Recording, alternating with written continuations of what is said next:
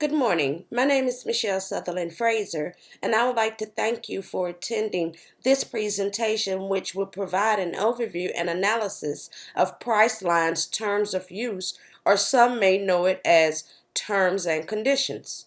Though the terms of use are considered long, arduous, and boring, it should not be misconstrued that this content is legal and binding and should be treated as such.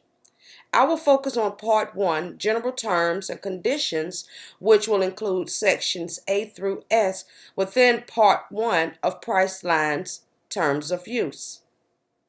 I should reiterate that this should be considered a valid contract, and by law, there are rules and regulations that must be adhered to while accessing any of the site's content.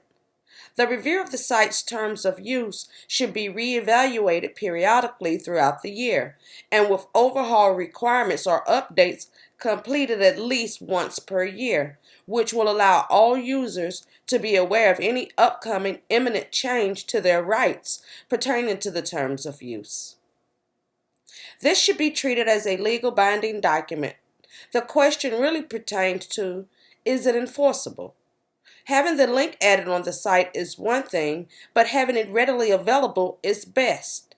Ensuring that the content is visible at the onset of the user's visit is an important aspect to this content being visible. Priceline will need to implement an I agree option for users to select or show that they acknowledge the terms of use. And with this, the user is giving consent to access the site's content.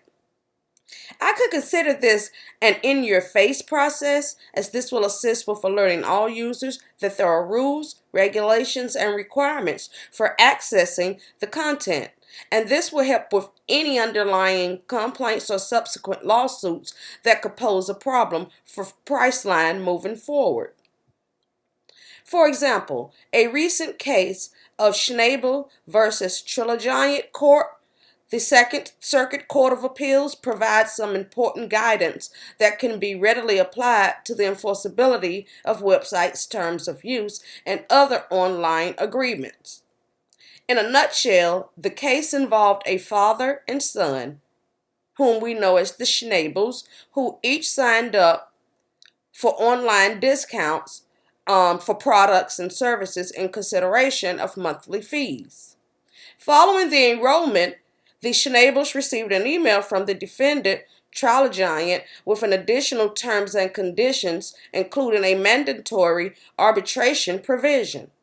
With this in mind, Priceline should ensure that based on the Second Circuit's decision to websites' terms of use and other online agreements to maximize their likelihood of enforceability, should 1. Provide clear and conspicuous notice of all terms, require counterparties to scroll through the bottom of the terms and they type in their name in a signature box, click an I agree button, or otherwise expressly and actively manifest their assent to the terms, prohibit any use of the website or commencement of the relevant services prior to such express and active manifestation of assent.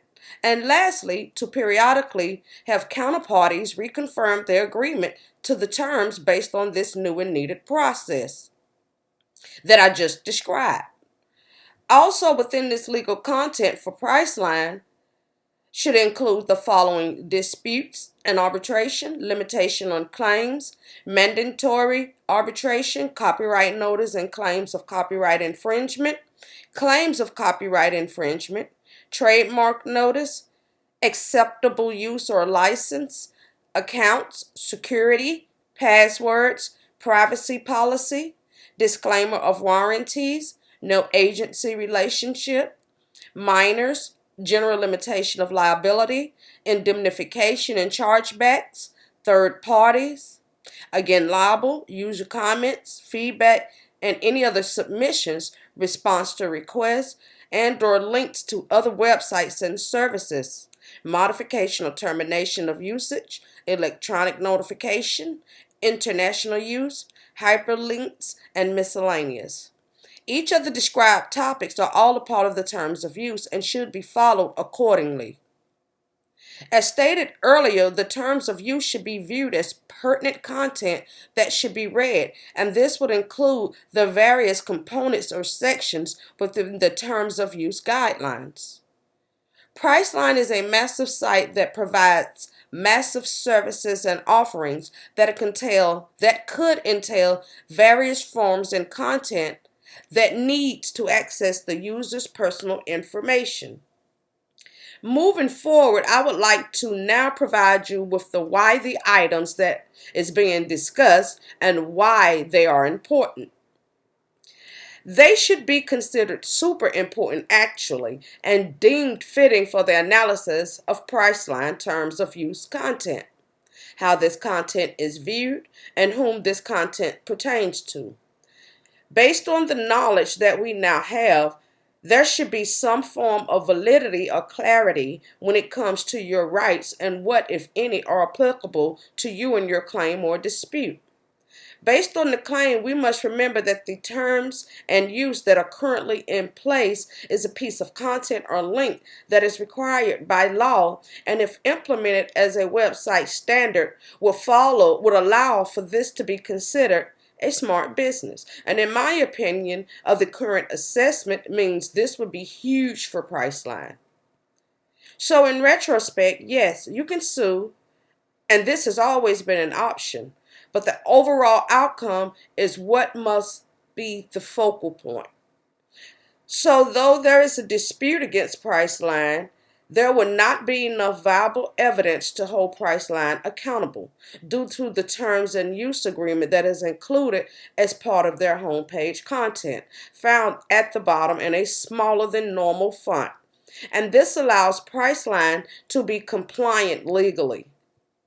Right before I close, let me provide you with another example to circumvent this process in a legal, picturesque type format. So here goes. As a closing example for you. In the case of Michael Korn versus True Beginnings, LLC, court held plaintiff by clicking a continue icon while completing a user profile for an online dating service, which was the site's terms of use, which was made available via a hyperlink on the web page that he was viewing. The continue icon appeared at the foot of the web page he was viewing, and the icon was visible to the user just to the right of a sentence that read, "I am 18 years old, and I have read and agree to the true terms of use and code of ethics." The phrase terms of use were linked to the site's terms of use, which appeared in a pop-up window when a user clicked on this link. The terms of use advise the user that once you click on the continue button at the end of the sign-up form, you are agreeing to be bound by the terms of the agreement. Importantly, the court found the plaintiff bound despite his claims that he was not asked to agree to be bound by the terms of use as part of the sign-up process. This evidence was effectively refuted by that supplied by the defendant, which demonstrated that all users who choose to obtain a profile must click the continue icon. Similarly, the fact that the terms were available via a hyperlink did not prevent plaintiff from being bound, thereby, said the court. The appellate court nonetheless reversed the lower court's decision, which had dismissed the plaintiff's claims because of the forum selection clause contained in true terms of use. As a result, the case was remanded to the lower court for analysis. So as this example has shown us that terms of use are pertinent legal content that must be acknowledged and agreed to by all users accessing the site's content. Though Priceline has the necessary legal content available, I would recommend the following change.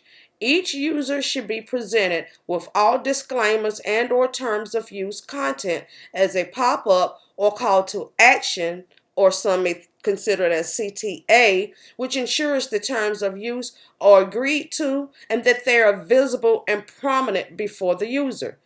Having limited legal Limited litigations as part of the business is a reality, but if compliance is at 100%, this would not be a showstopper for any business. Thank you much and enjoy the rest of your day. Goodbye.